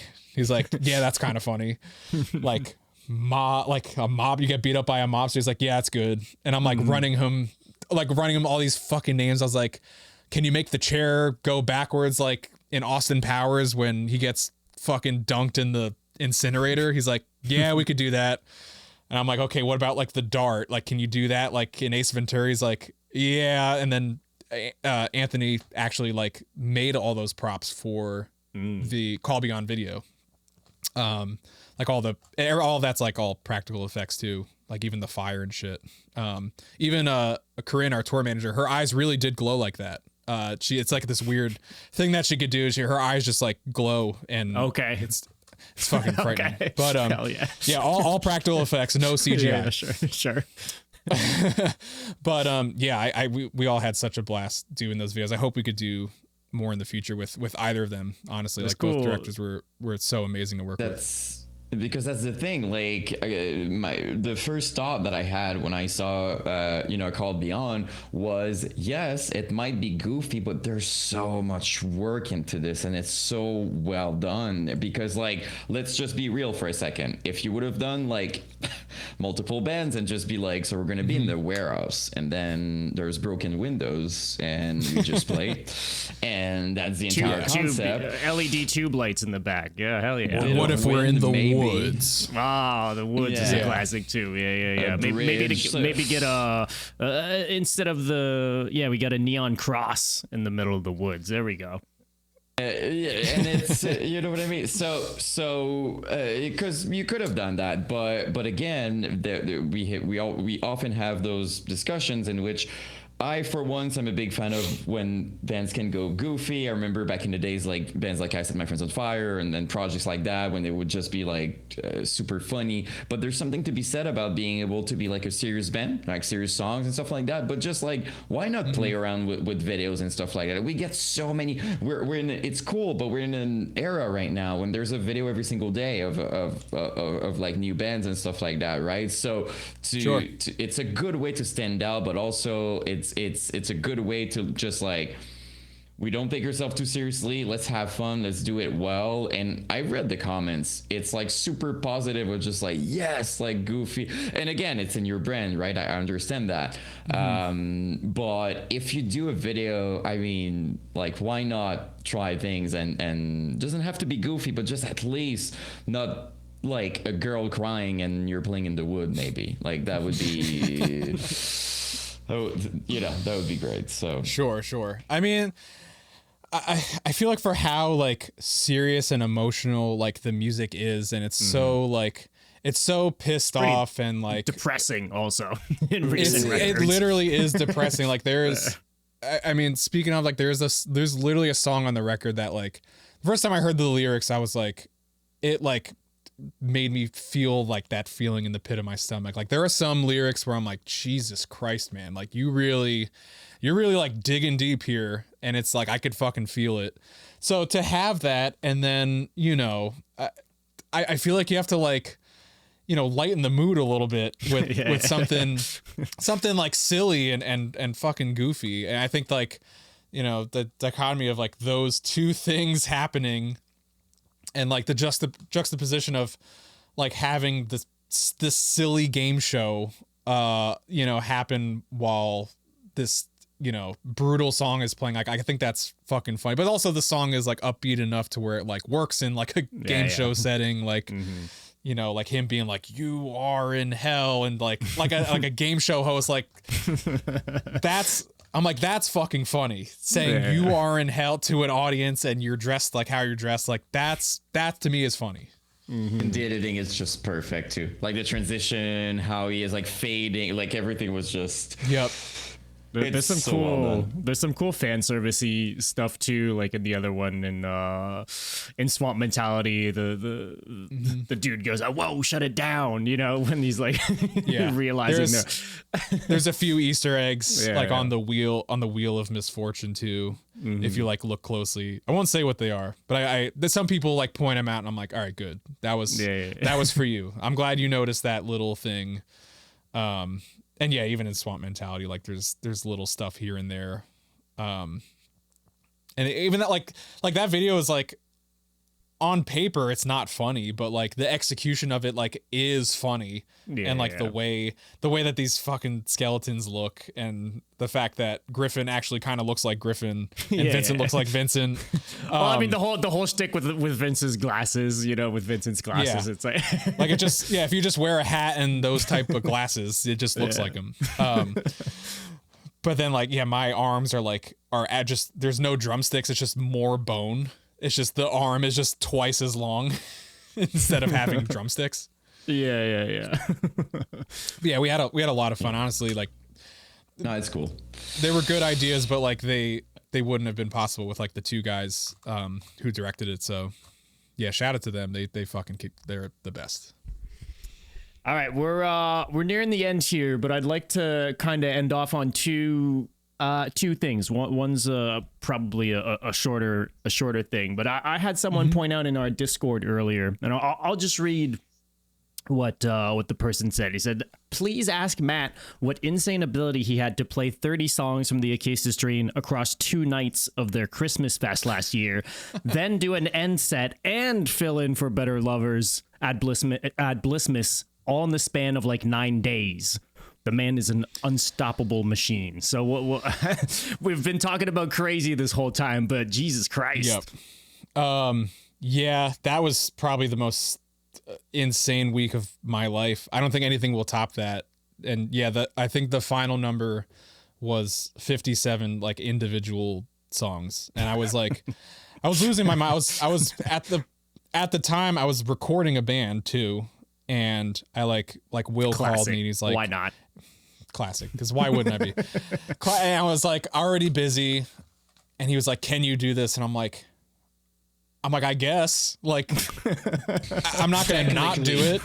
Yeah. I was like, I guess so. And in my head, I was like, I don't know if I actually, like, I knew that I could, but I didn't know that I could.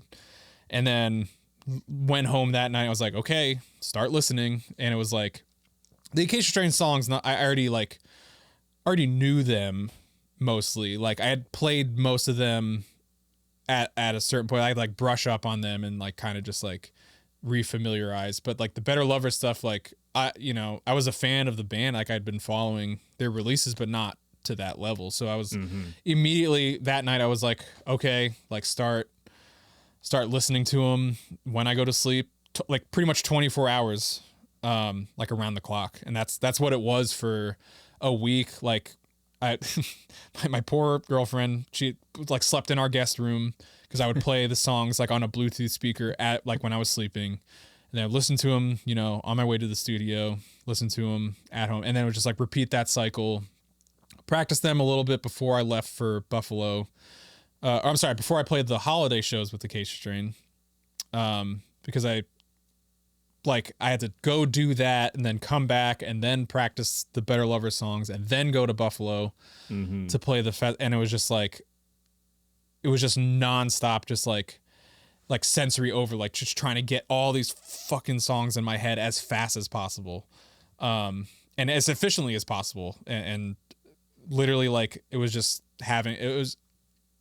I don't know, like how does an actor like learn lines for a play or something? It's like just repetition and like just embedding it in your brain, and just like drilling it just like over and over and over again. And that's kind of what it was. It was just like a 24-hour loop of the Better Lovers discography from the time I woke up to the time I went to bed, and then just that. And then it was like 2 days of rehearsal, like with the band, workshopping stuff more, not workshopping, but like going over stuff more, the and small being stuff. like, yeah, it's like, oh, because they're not on a click or anything, which is it's all on both you. a blessing and a curse. Yeah, it's all on me, but also there's no like, I don't know, there's no like safety reference. net or references. Like I can't like put cues into my in-ears or something.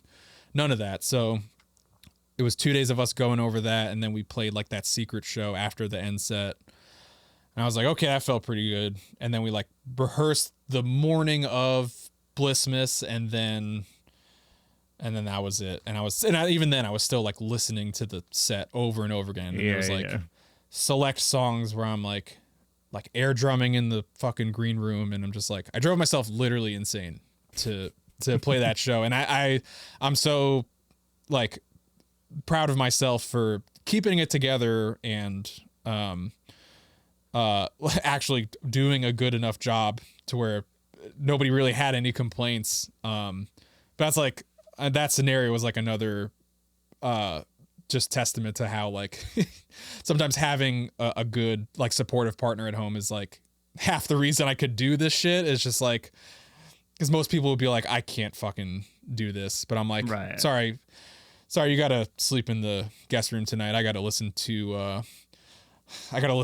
Highly Irresponsible for 7 hours straight. I mean, hey, shout out Morgan. She's the best. She's actually the best. All right, last thing. And look, it's a big one. It's a big one. We have to ask it. Okay. Is the Acacia Strain deathcore? No. There we go. I don't think there so. You have it. I don't think so. Okay. It's You have to say that. I'm kidding. He's contractually obligated to say no. The band, I think, always gets lumped in with deathcore because of Vincent's vocal. Like, he has a very low, like, at times, like, guttural vocal that can be classified as deathcore. Is the music deathcore? I don't think so. I, like... these days, like, when I think deathcore, I'm like I don't know, like Lorna Shore's deathcore, you know. I'm trying to think, like even like Suicide Silence, you know, those bands are like deathcore. But there's so many other things that, and there, I'm sure there are songs that the band, like, I don't know, like, I can't even think, like Beast, I don't know, that could be like considered deathcore, I guess. But I don't know, like a song like Crippling Poison is like not very death, like the song's a two-step the entire time. Like that leans like more hardcore. And I don't know, I feel like the band is just so many things that like we're just a metal band at this point. Like it's so hard to classify us and pigeonhole us into like one thing. That like at times, are we deathcore? Sure, we could be. Are there deathcore moments on the new record? Absolutely. Is it just deathcore? Definitely not. Makes a lot of sense, because like I could see how you know, because saying like we're deathcore, you have this image of like blasting and just like all these crazy parts, as opposed to just like maybe in the early days. But if you look at the Acacia right now, I can see there's not a lot of depth, but there's a lot of core in it, if that makes sense. So it's much more hardcore, even maybe more metalcore per parts and stuff, than it would be considered ever deathcore in that sense. I can see that. The problem with deathcore and that it's that now it's so large. It's such like a big umbrella of it's the new different metalcore. bands. Yeah, it doesn't mean anything anymore. That's kind of why Absolutely. people, I think, we're gonna call, like, there's so many times, like that's one of the biggest things. You're gonna talk about an album, and then people are gonna be like, actually, it's metalcore. No, it's deathcore. That's a big. It's still part of the, like. There's always conversations about that. But specifically with you guys, it really seems like people just don't know where to classify where it is. It's fair to say, I think, that it's like rooted in hardcore. I think that would be fair to say. Look at the bands you've been playing with, or even like just the roots. You can feel it. Like the hardcore is in Acacia Strain. I think that would be a fair statement. Yeah, totally. And I mean, like, there's also like, there's just so many. I mean, I know this especially from like just, you know, playing these songs and knowing the band. Like, there are so many different things that I could like trace certain songs back to, and like, you know, there are songs where I'm like, oh, this is like, you know, At the Gates influenced, or like, you know, even like Turnstile or something. Like, it's more often coming from a place of like not deathcore than it, and it just ends up sounding like that because you do the deathcore chord, the jun jun jun, and then it's Vincent fucking, you know, with his low ass voice, like, you know, screaming like with gutturals and stuff. So like, yeah, it comes off as that way, but like, I don't know. I don't think as a whole we're as deathcore as like some bands that are really. It's deathcore per moments it's like deathcore Sure. occasionally. The only kind of thing I would push back on what you just said is, and this isn't me saying the Acacia Strain is deathcore or anything, but I just think that, I think especially earlier on in the Acacia Strain's library and existence, but also in the beginning of deathcore in general, I think most bands did come from that same place. Most deathcore bands did come from that same kind of places as you're talking about, right? Like, would have been influenced. Oh, this is an At the Gates riff, but then this is also a hardcore two-step and or a hardcore breakdown, right? Like, I think there was a lot of, like, before deathcore was a thing, they weren't influenced by other deathcore bands. Those early bands, right? So I think especially early on, I think that's where like the Acacia Strain was kind of lumped into that same bucket. But undoubtedly, like today, you look at the entire discography of the Acacia Strain, and it'd be stupid to call the last record anything close to deathcore for sure, right? But if we were talking about continent, it's maybe a little bit more up for debate, right?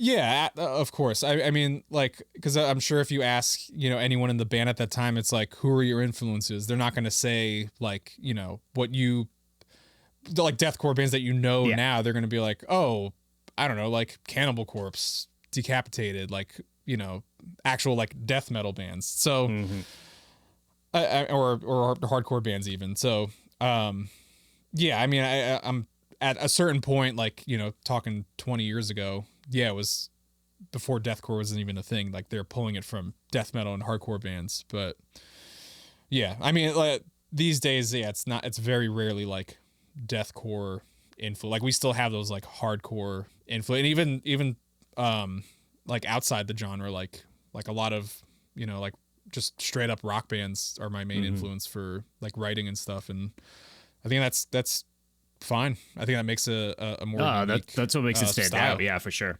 Yeah, I think another reason, because I have like a YouTube channel, I'm documenting like the MySpace era and whatever. I'm documenting music, and the thing that comes, as a topic of discussion very often is, first of all, the Acacia Strain is a big influence for tons of deathcore bands. So there's that. Yeah. So by association, I think it's called.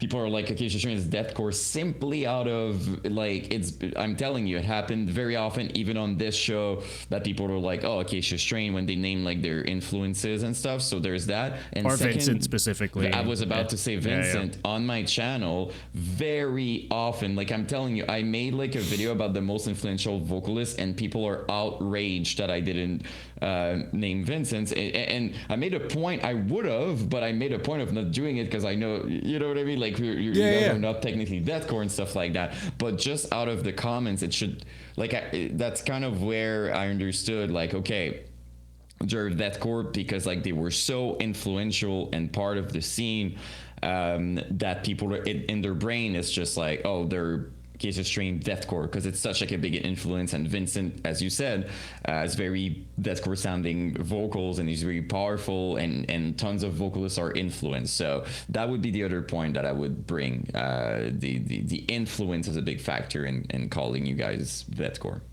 Yeah, of course, and there's no denying that, that his sound and the band's sound like does influence other like bands who are deathcore, and which is awesome. That means like our weird combination of whatever we came up with is influencing bands to lean more in the style of some of the stuff that we do, and then they'll mix that with other stuff, and I think that's awesome. And people who do class, I'm not here to yay or nay anybody. So anybody who classifies us as that would be correct, and anybody who classifies us as a hardcore band would be correct, or whatever you want it to be, because at the end of the day, that's what the band kind of is.